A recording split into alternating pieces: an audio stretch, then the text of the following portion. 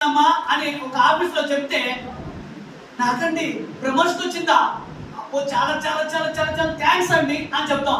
కానీ ముందు ఎవరికి చెప్పాలి? దేవునికి నజరేయుడైనటువంటి యేసుక్రీస్తు ప్రభువుకి థ్యాంక్స్ అని చెప్పాలి. అప్పుడు నువ్వు చెప్పినటువంటి థ్యాంక్స్ కి ఆఫీస్ లో ఉన్నటువంటి అధికారులందరూ కూడా ఏమైపోవాలంటే స్టన్ అయిపోవాలా.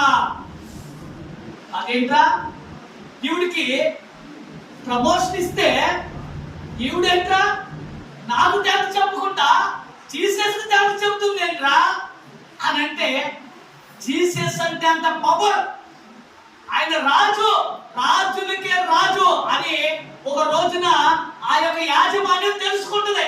ఎప్పుడు తెలుసుకుంటుంది?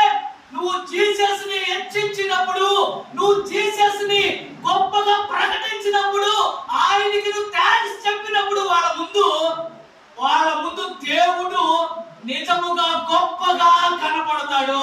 వాళ్ళలో కూడా ఒక దినాల రక్షణ అనేది వస్తుంది. ఎప్పుడైనా చెప్పావా? ఎప్పుడైనా నీవు నీ యొక్క జీవితంలో ఎన్ని సక్సెస్ నువ్వు చూడాలా? సక్సెస్ అంటే ఏంటి చెప్పండి?